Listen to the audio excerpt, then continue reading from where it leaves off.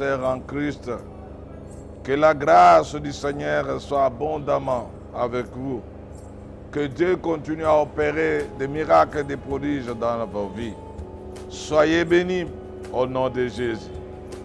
Notre Dieu qui est encore merveilleux nous recommande ici de pouvoir demeurer et de prier. C'est ce que nous allons lire dans le livre de Luc, chapitre 18, verset 1 seulement. Voilà ce qu'il dit. Jésus leur adressa une parole pour montrer qu'il faut toujours prier et ne point se relâcher. Mes bien-aimés dans le Seigneur, vous avez suivi, on a dit qu'on doit toujours prier et non se relâcher. L'ennemi fait tout qu'on puisse se relâcher. Mais ici, il nous dit que plus nous prions, c'est comme du carburant qu'on met dans la voiture pour que cette voiture puisse continuer à rouler comme il faut. C'est pour cela, bien-aimés, nous devons savoir que la prière, d'ailleurs, la personne qui prie est celui qui connaît Dieu. Quand on connaît Dieu, on doit comprendre aussi l'importance de la prière et on doit savoir aussi à tout moment comment recourir à la prière. Comme il vient de nous dire ici, qu'on ne puisse jamais se relâcher.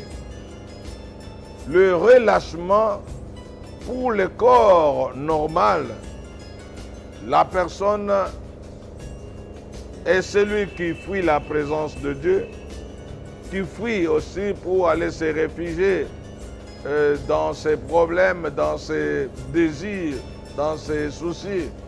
Mais nous, par contre, au lieu de faire des soucis, et nous allons nous réfugier dans la prière.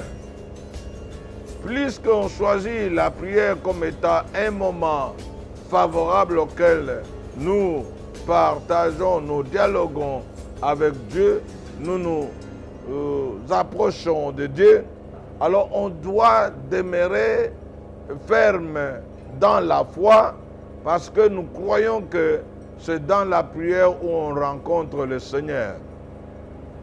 La rencontre entre vous et Dieu, c'est dans la prière. D'où il faut provoquer ce moment-là à chaque instant. Il faut provoquer cette rencontre-là à tout moment. Comment chercher la face du Seigneur? Celui qui est dans la prière, il est difficile aussi que le diable puisse le saisir. Parce que dans la prière, beaucoup de choses se passent. Dans la prière, plus nous prions, plus Dieu enlève tous les mauvais désirs en nous. Il enlève tout ce qu'il y a comme chose négative. Les mauvaises pensées, et ça part au nom de Jésus. Parce que nous prions. Plus nous prions, le Seigneur vient demeurer dans nos cœurs. C'est pour cela, quand il faut prier alors sérieusement. Demeurer dans le Seigneur. On m'avait posé la question que je vais répondre à d'autres bien-aimés à propos de la prophétie, parce que moi-même, je suis prophète. Je vous ai toujours dit que 42 ans d'expérience prophétique, 40 ans avec le discernement. Un bon prophète est celui qui prie sans cesse. Parce que plus vous priez, plus le Seigneur vous ouvre les yeux, vous ouvre l'entendement spirituel. Il vous donne cette capacité de bien analyser ce que vous voyez et comprendre ce que vous voyez. Parce que la prophétie en soi, c'est Dieu qui montre au prophète, il lui montre soit les images, il lui donne l'explication parfois par la voix audible. il lui donne aussi, même dans les sensations, le prophète peut sentir, et les sensations là, c'est toujours un message pour lui. Alors, un bon prophète qui ne prie pas assez, alors là, le diable est capable de l'utiliser. Le diable utilise aussi les mêmes prophètes. Le même canal que Dieu utilise là, le diable peut utiliser. Mais ici, il est question de savoir, un bon prophète est celui, d'abord, qui craint Dieu, qui abandonne tout ce qui est négatif, tout ce qui peut l'embrouiller, tout ce qui peut l'éloigner même de la présence du Seigneur. Quand tu es éloigné de la présence du Seigneur, à ce moment-là, c'est le diable qui vous utilise.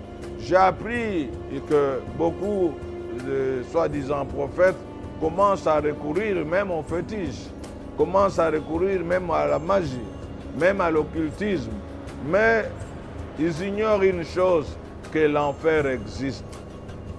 Quelqu'un qui ne craint pas Dieu et qui est surtout un prophète, Dieu a toujours été vraiment sévère parce qu'un prophète est celui qui peut conduire facilement le peuple de Dieu en enfer.